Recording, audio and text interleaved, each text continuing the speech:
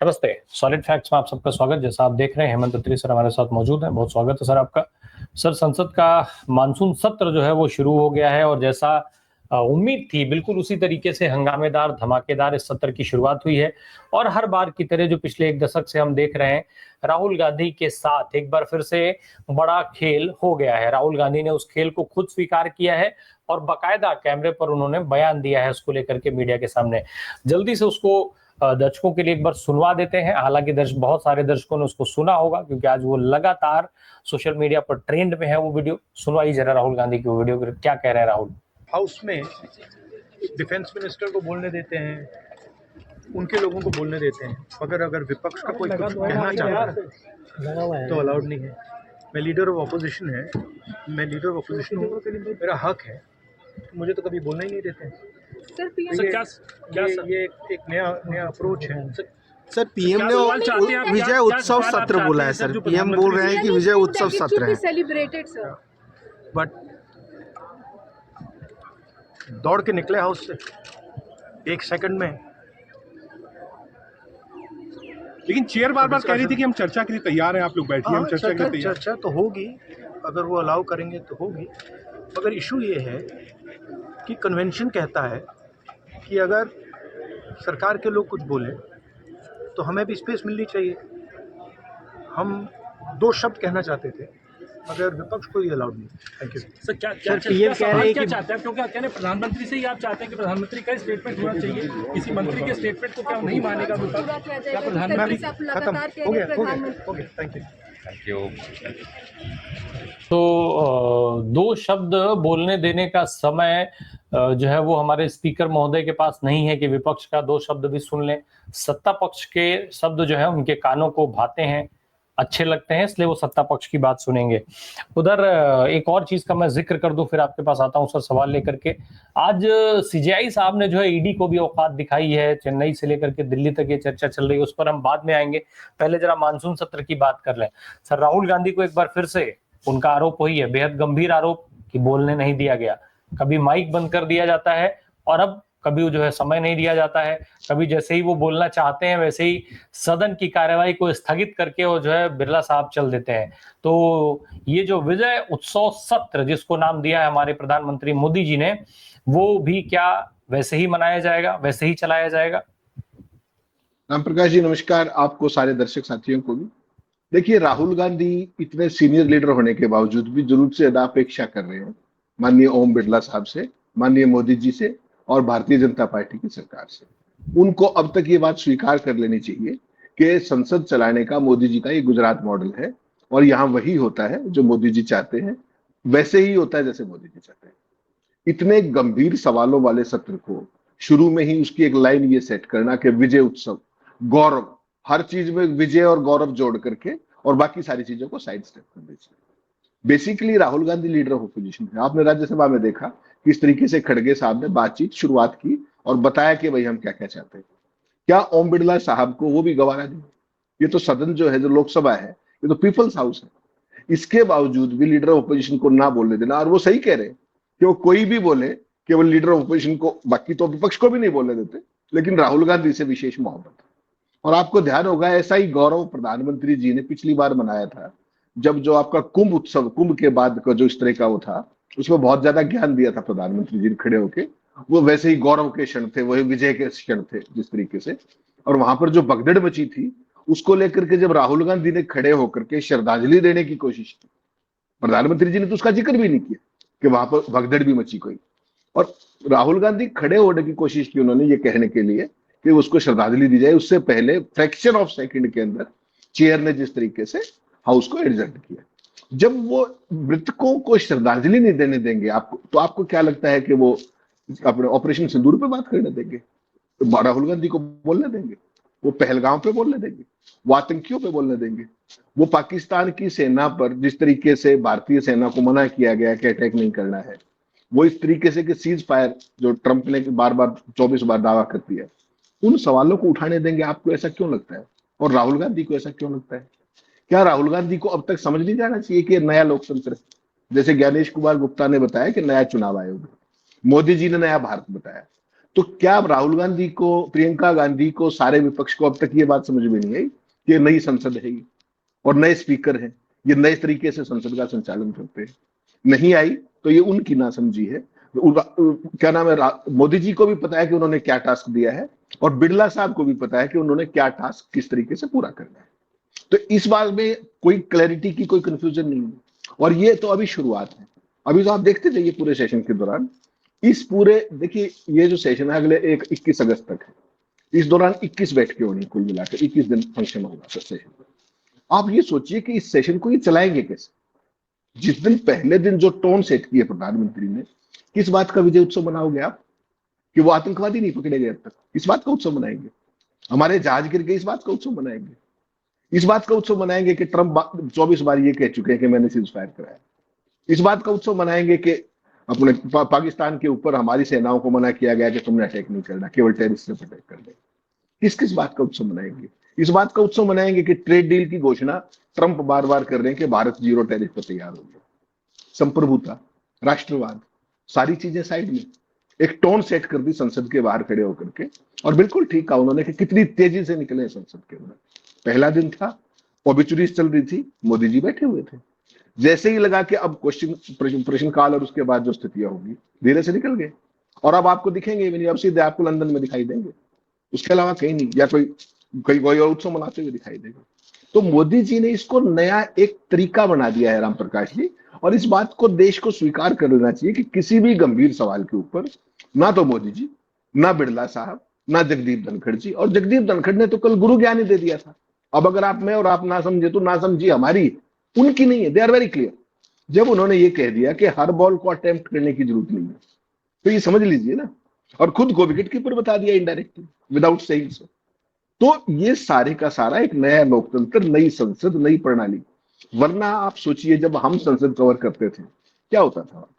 जैसे ही leader opposition खड़ा हुआ, प्रधानमंत्री बोलते हुए भी बैठ जाया करते, क्योंकि उसका अधिकार है वो। पॉइंट ऑफ ऑर्डर से लेकर के खड़े होने का मतलब ये था।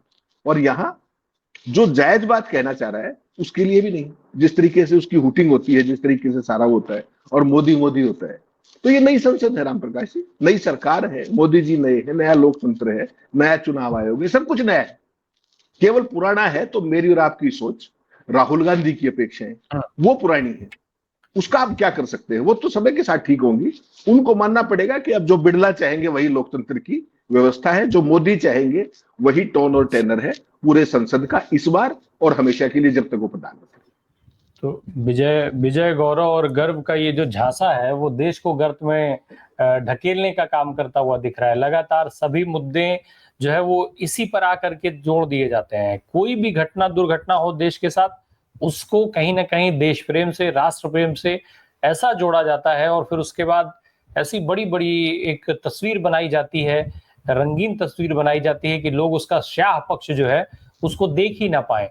और वही पूरा मामला इस बार ऑपरेशन सिंदूर का नाम दे करके और उसी तरीके की एक तस्वीर बनाने की कोशिश जो लगातार प्रधानमंत्री और केंद्र की सत्ता की तरफ से हुई है वो देखने में आ रही है। लेकिन सर, ये जो सत्र है भाई, सदन के अंदर चर्चा की बात तो सरकार कह रही है, विपक्ष मांग भी कर रहा है, और सरकार चर्चा जब कराने को तैयार है तो क्या विपक्ष की तरफ से इसको लेकर के लगातार मांग करते रहना जायज है? क्योंकि सरकार कह रही है कि हम चर्चा को तैयार हैं। जेपी नड्डा ने आज फिर सीना ठोक करके कहा है कि वो चर्चा कराने को तैयार है, सरकार हर सवाल का जवाब देने को तैयार है। राजनाथ ने कहा है कि सरकार हर सवाल का जवाब देने को तैयार है। राम प्रकाश जी 11 सालों से यही तो कहते आ रहे हैं, इसके अलावा उन्होंने कहा क्या? इन 11 सालों में आपने सवाल मुक्त लोकतंत्र देखा, सवाल मुक्त संसद देखी, चर्चा मुक्त संसद देखी, बहस मुक्त संसद देखी, विपक्ष मुक्त संसद देखी, बार बार सस्पेंड करके जिस तरीके से उनको बाहर निकाला गया। और हर सत्र के अंदर प्रधानमंत्री जी का सिंपल स्टैंडर्ड ऑपरेटिंग प्रोसीजर है, बाहर खड़े होंगे, 2.5 मिनट राष्ट्र के नाम संदेश देंगे टीवी के सामने, एक भी सवाल कोई ना तो किसी की पूछने की औकात है ना वो उसका जवाब देंगे। रटा रटाई उनको जो 12-14 लाइनें बोलनी है वही सारा दिन चलाएगा पॉमेरियन मीडिया, और उसी से सारा डायरेक्ट फिक्स होगा। एक पक्ष तो वो, दूसरा पक्ष क्या है? जब आप शुरुआत की संसद के अंदर, क्वेश्चन आवर जैसे ही खत्म हुआ 12 बजे, उस समय विपक्ष के नेता अगर 5 मिनट बोल ले तो क्या बिरला साहब को परेशानी हो सकती है, क्या धनखड़ साहब को प्रॉब्लम हो सकती है? और जो बहस और चर्चा, बहस, विषय, जितनी भी चीजें हैं वो सब मिल बैठ करके होती है। बिजनेस एडवाइजरी कमेटी की मीटिंग सुबह होती है, दोपहर बाद 2:30 बजे होती है। आज बिजनेस एडवाइजरी कमेटी की लोकसभा की मीटिंग 2:30 बजे, वो मॉर्निंग में नहीं होनी चाहिए थी क्या? ऑल पार्टी मीटिंग में तमाम तरह की इंट्रिकेसीज तय होती थी या नहीं होती थी पहले? अब ऐसा क्या हो गया है कि सारी की सारी चीजें, टर्म्स जो है, या तो सरकार इनडायरेक्टली अंदर से डिक्टेट कर देती है जहां भी करनी है, या चेयर डिक्टेट करती है अपने हिसाब से। केवल इतनी सी बात है कि आज जब सेशन शुरू हुआ, राहुल गांधी को क्यों नहीं, प्रियंका गांधी ने भी कही ये बात कि भाई विपक्ष को आप क्यों नहीं बोलने दे रहे? और ये आज की बात नहीं, 11 साल से ये चल रहा है। किसी एक मसले पर आपने आज तक विपक्ष को कोई बहस इनिशिएट करते हुए देखा है अपने नोटिस के आधार पर? एडजर्नमेंट मोशन हो, काम रोको प्रस्ताव हो, स्थगन प्रस्ताव हो, किसी पे भी चेयर उसको हमेशा डिसअलाउ कर देगी। क्यों? कोई रीजन नहीं। तो ये बेसिकली देखना ये पड़ेगा राम प्रकाश जी कि दिशा कौन सी है। दिशा है सवाल मुक्त संसद की, दिशा है बहस मुक्त संसद की, दिशा है जो सरकार चाहेगी उसके हिसाब से चीजों का नैरेटिव बनेगा, उसी तरीके से मामला चलेगा। अब यहां दिक्कत क्या है कि इस बार सवाल जरूरत से ज्यादा है, सवाल एक नहीं है। इस बार जिस पिच पे आप 11 साल से बैटिंग कर रहे थे वो थी राष्ट्रवाद की पिच, वो थी डंके की पिच, वो थी पाकिस्तान को नेस्तनाबूद करने की, आतंकवादियों को सबक सिखाने की, वो थी संप्रभुता के ऊपर आपका पूरी दुनिया में जिस तरीके से, वो सारे के सारे पॉइंट्स के ऊपर आप आज बैठ सकते हैं। और ये मत भूलिएगा कि राहुल गांधी ने और खड़गे साहब ने 2 बार चिट्ठी लिखी। किस लिए? कि साहब ऑल पार्टी मीटिंग बुला लीजिए। कहा था 10 मई को सीज फायर हुआ था, बुला ली ऑल पार्टी मीटिंग। उसके बाद 2 बार उन्होंने ये कहा कि साहब पार्लियामेंट का विशेष सेशन बुला लीजिए। आमतौर पे जब मानसून का सेशन 10 से 12 दिन पहले घोषणा की जाती है, आपने क्या किया? 4 जून को घोषणा की कि 21 जुलाई से। क्यों? क्योंकि उस नैरेटिव को डाइल्यूट करना था और they were buying time. They can never afford कि सेशन जल्दी हो जाता। 10 जून को ये था, 10 मई को आपका सीज फायर हुआ। अगर मोदी जी का इतना ही विजय उत्सव था तो 11 मई को बुलाते ना। आप भूल गए जवाहरलाल नेहरू को? 1962 के अंदर चाइना के साथ लड़ाई चल रही थी एक्टिवली। श्रीमान अटल बिहारी वाजपेयी ने क्या कहा कि अभी पार्लियामेंट सेशन होना चाहिए। क्या था उस टाइम जनसंघ के पास? कितने एमपी थे? उसके बाद नेहरू जी ने उस सब के बावजूद, उधर सेनाएं लड़ रही थी और यहाँ पे पार्लियामेंट का सेशन हो रहा था। ये वो देश है। आज आप 10 मई के सीज फायर पे 21 जुलाई पर भी विपक्ष को नहीं बोलने देंगे। ये नया लोकतंत्र है, ये नया भारत है जो मोदी ने बनाया है। तो इस चीज को समझना पड़ेगा कि ये जा किस दिशा में रही है। किसी भी चीज का गौरव कर लीजिए आप। जब आप शर्मनिरपेक्ष हो जाते हैं तो गौरव करना बहुत आसान हो जाता है। सवालों से ऊपर उठिए और गौरव शुरू। आप ये बताइए, जो अपने शुक्ला साहब है, जो आप ISS पे जाकर के आए, 554 करोड़ रुपया भारत सरकार ने खर्चा है उसके ऊपर जाकर के आए। तो इसमें कौन से गौरव की बात होगी? इसमें तो अमेरिका के, रशिया के, चाइना के कितने देशों के लोग हमेशा जाते रहते हैं। ये पिछले 10 दिन से उसी को उठाए फिर रहे हैं। क्यों? क्योंकि गौरव चिपकाना है, राष्ट्रवाद चिपकाना है, डंका चिपकाना है। भाई वो सामान्य प्रक्रिया हो चुकी है। स्क्वाड्रन लीडर राकेश शर्मा कब गए थे? आज से पहले, कितने दशक पहले। तब तो इसको पॉलिटिसाइज नहीं किया गया था। आज सारे सवालों को छोड़ करके इनको ये याद आ रहा है। क्यों? क्योंकि बाकी सवालों से आपको डिफ्लेक्ट करना है। उनकी उपलब्धि एक अंतरिक्ष यात्री के तौर पर निश्चित तौर पर बड़ी उपलब्धि है, कोई समस्या नहीं। लेकिन सरकार को या तो हमारा जहाज वो गया होता, रॉकेट गया होता, उसमें हमने ISS पे जाके उतरा, दूसरी कंपनी के साथ पैसे दे करके वहां पर आप गए हो, और उसको आप इतना बड़े डंके के तौर पर क्यों? क्योंकि आपके पास और कुछ है नहीं, और उत्सव की आपकी आदत है। गौरव से आप अभिभूत रहते हैं, शर्म छोड़ चुके हैं आप बहुत पहले, सवालों का आप सामना नहीं करना चाहते। तो बीच का रास्ता क्या है? बीच का रास्ता कंफ्यूजन है। तो कंफ्यूजन फैला दीजिए। उसके चैंपियन है मोदी जी, उसका चैंपियन है पूरा सिस्टम, उसके चैंपियन है सारा आपका डॉगी मीडिया। लग पड़े उसी पे। कोई ये नहीं पूछ रहा है कि आतंकवादी क्यों नहीं पकड़े गए। किसी ने पूछा क्या हमसे? कब की घटना थी? पाकिस्तान में जहाज कैसे गिर गए? किसी ने बताया? हमारे वायु क्षेत्र के अंदर पाकिस्तान ने हमारे जहाज गिराए हैं। उसके बाद भी ये गौरव का और विजय का क्षण बता रहे हैं। राजनाथ सिंह क्या कह रहे हैं खड़े होकर के? हम हर चीज पर तैयार है। आपने अब तक, अब से पहले क्यों नहीं बता दिया? 10 मई से लेकर आज 21 जुलाई है। इतनी बड़ी विजय था तो आप उसको छुपाए क्यों घूम रहे हो? उस पर तो डंका पीटिए ना। आपने सिंदूर यात्राएं शुरू नहीं की थी, सिंदूर बांटने का सिलसिला भी शुरू होने वाला था। वो तो शुक्र है कि जिस तरीके से देश में रिएक्शन आया। तो उसके बावजूद भी ये लोग बाज नहीं आने वाले, क्योंकि इन्होंने सीखा ही ये है इन्होंने डपोल शंख के तौर पर ये सब अपनी फर्जीवाड़ा करके ही यहां तक पहुंचे हैं। वो गुजरात मॉडल में जो वहां विधानसभा में करते थे, यहाँ संसद में कर रहे। What is so knew about it? मेरे लिए कोई अपेक्षित कुछ भी नहीं, इनसे तो उम्मीद यही है। आप क्या सोच रहे हैं? ये कोई सार्थक संवाद होने देंगे? किसी सवाल का जवाब देंगे? मोदी जी किसी चर्चा में भाग लेंगे? अगर हम ये सोच रहे हैं, अगर राहुल गांधी सोच रहे हैं, तो हम ना समझे। मोदी अपनी जगह ठीक है, उनका वही मॉडल। सर, अब जरा हम इस सत्र वाली चर्चा को यहीं पर रोकते हैं, क्योंकि सत्र भी 1 महीने तक है, लगातार इस पर बात होती रहेगी। एक बड़ी खबर ये भी है, जिस पर शायद आज सत्र के चलते चर्चाएं कम हो जाएंगी। ईडी को सीजीआई ने एक बार फिर से जो है वो फटकार लगाई है, कड़े शब्दों में, बहुत कड़े शब्दों में। इनफैक्ट सीजीआई ने यहाँ तक कह दिया कि हमारा मुंह मत खुलवाइए, राजनीतिक लड़ाई जो है वो चुनाव में होने दीजिए। एजेंसियों के इस्तेमाल को लेकर के, जो कि वो इसलिए इंपॉर्टेंट हो जाता है कि अभी अभी लेटेस्ट बिल्कुल एक तरफ जहां राहुल गांधी ने अपने जीजा को लेकर के आवाज उठाई, वहीं दूसरी तरफ भूपेश बघेल, छत्तीसगढ़ के पूर्व मुख्यमंत्री, उनके बेटे को उनके जन्मदिन के दिन ही गिरफ्तार कर लिया गया, केवल इसलिए कि छत्तीसगढ़ की विधानसभा में अडानी से जुड़े एक मामले को लेकर के चर्चा होनी थी। कितनी अहम है ये बात सुप्रीम कोर्ट की, जो सुप्रीम कोर्ट ने ईडी को कहा है, और कितनी अहम फटकार मानी जाए इसको? राम प्रकाश जी, ईडी भी भाजपा सरकार और मोदी जी की तरह इस तरह की फटकारों से ऊपर उठ चुकी है। इसको भी इन चीजों की कतई कोई परवाह नहीं। जहां भी स्टेट की सरकार, किसी भी अपोजिशन की सरकार को आपको डिस्टेबलाइज करना हो, उसका बेस्ट तरीका क्या है? आपस में लड़वाना हो। कभी शिव कुमार के खिलाफ ईडी को छोड़ देंगे, कभी सिद्धारमैया के खिलाफ छोड़ देंगे। आज का केस क्या था? आज सिद्धारमैया की वाइफ का केस था, लक्ष्मी का। आज सुप्रीम कोर्ट के सीजीआई ने क्या कहा, जरा सुनिएगा ध्यान से एक शब्द। सुप्रीम कोर्ट ने प्रवर्तन निदेशालय से ईडी से पूछा, चुनावों के बीच राजनीतिक लड़ाई लड़ी जाए, चुनावी लड़ाई चुनाव के हिसाब से लड़ी जाए, आपका इस्तेमाल क्यों हो रहा है? यानी कि ईडी का इस्तेमाल क्यों हो रहा है? मुख्य न्यायाधीश की जो पीठ थी, उसने कर्नाटक के सीएम की जो पत्नी है बीएम पार्वती, उनके खिलाफ, आपको याद होगा ना, मदुरई अर्बन डेवलपमेंट अथॉरिटी का मामला है, प्लॉट्स के अलॉटमेंट का, जिसको लगातार करके हालत ये थी कि सिद्धारमैया का इस्तीफा लिया जाए। उनको गिरफ्तारी की तलवार लटका दी गई थी, ताकि कर्नाटक की चुनी हुई सरकार, वैसे तो आप कुछ कर नहीं सकते, संख्या ऐसी, लेकिन उसको डिस्टेबलाइज कर दो। तो उसमें मामले में जारी सम्मन था, पहले उसको कर्नाटक हाईकोर्ट ने रद्द किया, आपको ध्यान होगा, और आज उसको खिलाफ सुप्रीम कोर्ट में ईडी आई थी, उस सम्मन को रद्द करने का कर्नाटक हाईकोर्ट का ऑर्डर।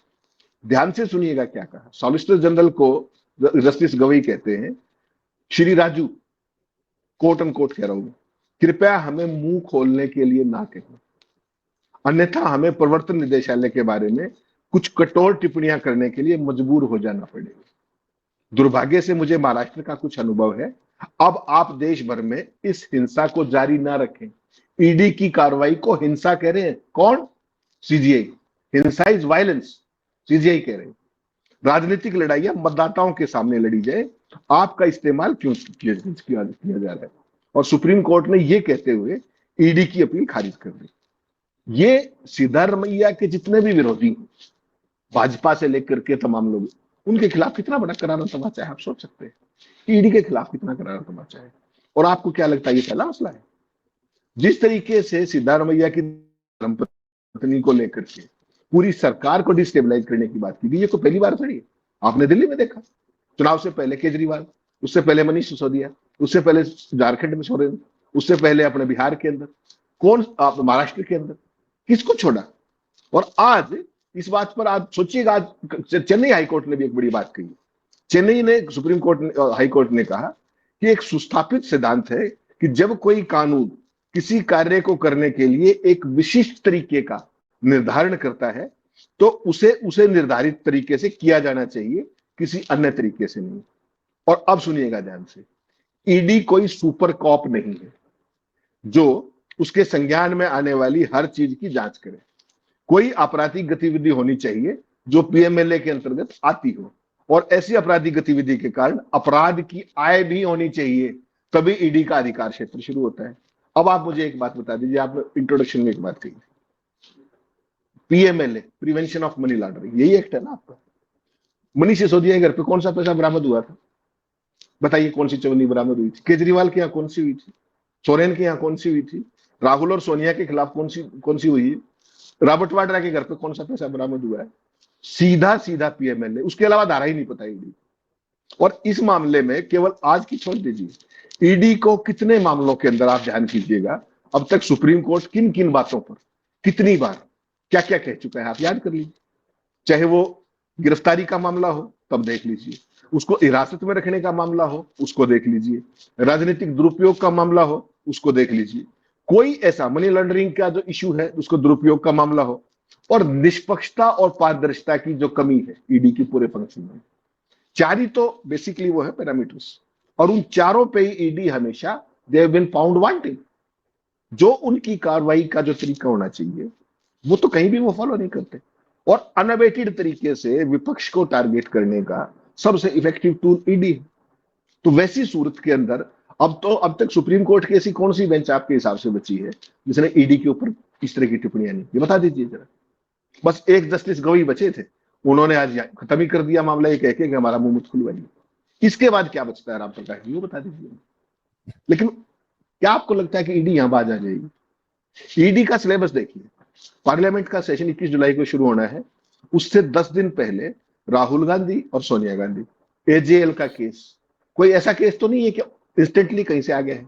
2013 से दामाद और ये सारी चीजें चलती है, एजेएल भी चल रहा है। 11-12 साल बाद लगातार उसको एंड टाइम पे इस सेशन से पहले प्रोसिक्यूशन कंप्लेंट मूव करना विदाउट एनी डॉक्यूमेंटेशन व्हाटसोएवर, और उससे भी काम ना चले। देखिए राहुल सोनिया से काम नहीं चला, उसके बाद क्या किया, रॉबर्ट वाड्रा के खिलाफ प्रोसिक्यूशन कंप्लेंट लॉन्च करिए, आप अच्छी बात है। लेकिन 12 साल में तो Ram Prakash ji fast track court करके दूध का दूध पानी का पानी हो जाना चाहिए, नहीं?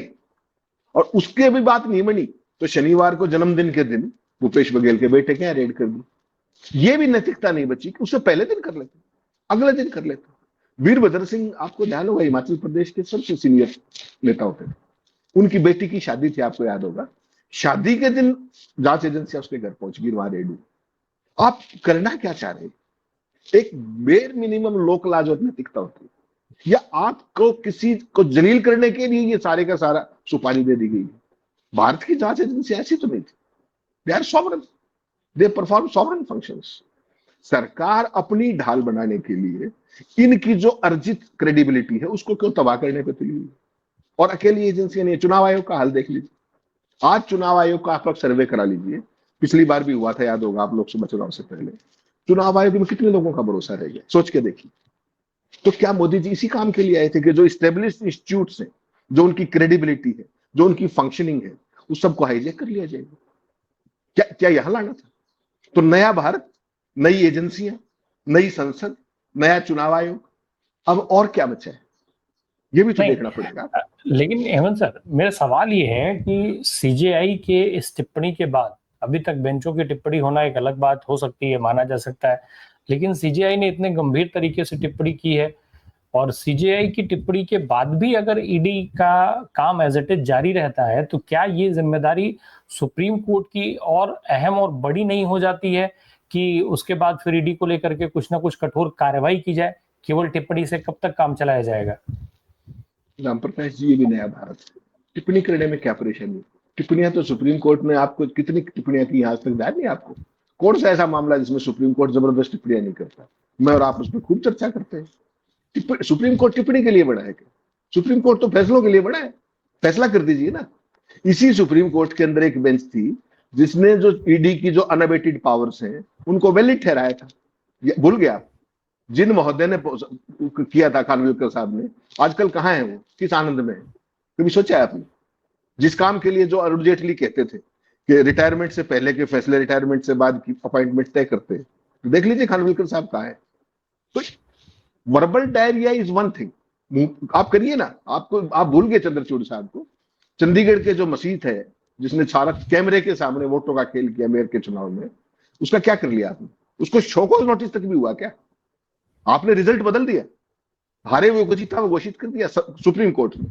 उस व्यक्ति के खिलाफ क्या हुआ? क्योंकि वो बीजेपी का था, सीजीआई की बेंच थी, सरेआम सुप्रीम कोर्ट में वीडियो चले, सारी की सारी कार्रवाई देखी गई, हुआ क्या? त्रासदी यही है। इसी सुप्रीम कोर्ट ने जो वैलिडेट किया था ईडी की पावर्स को, आज उसके ऊपर सारे बेंचेस वो कर रहे हैं, और वो मामला अब भी एक्टिव कंसिडरेशन में है। दोबारा से उस पर समीक्षा चल रही है कि ईडी को जो अनअबेटेड पावर्स दी गई हैं उसका क्या किया जाए, खासतौर पर पीएमएलए के लिए। इसी सुप्रीम कोर्ट ने तो वैलिडेट किया था भूल गया, खानविलकर की बेंच ने किया था। तो ये भी नया भारत है, ये भी नया सुप्रीम कोर्ट है। वर्बल डायरिया कीजिए, प्रवचन कीजिए, सब कुछ कीजिए, फैसले की बात आए, आदेश की बात आए तो सुझाव दे दीजिए।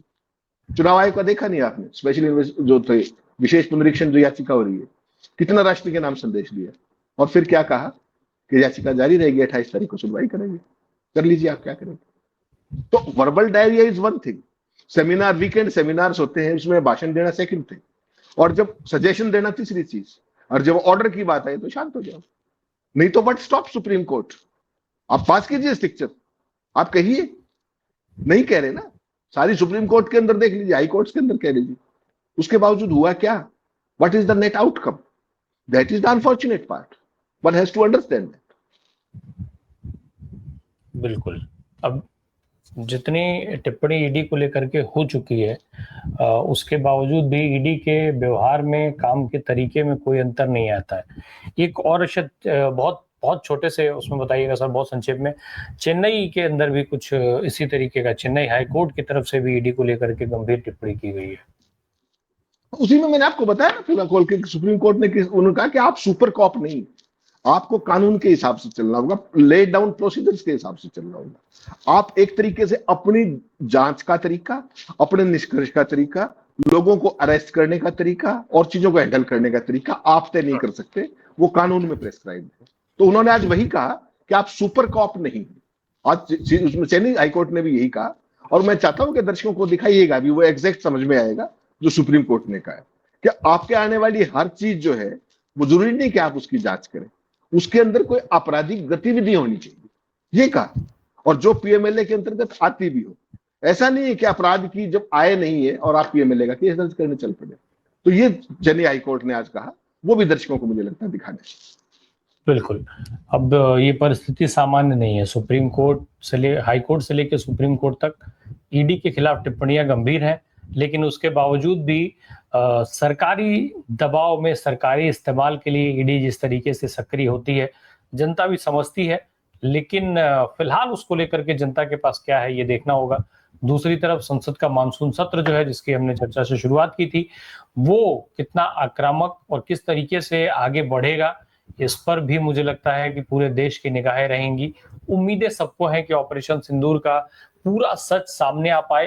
पहलगाम में जिस तरीके से निर्मम तरीके से हत्या हुई, उस हत्या पर चर्चा होगी और उस हत्या के पीछे के कारणों की असली वजह जो है वो शायद देश के सामने आ पाए। उम्मीद रखिए, अभी 1 महीना बचा है। बहुत बहुत धन्यवाद हेमंत सर हमसे बात करने के लिए। Thank you so much.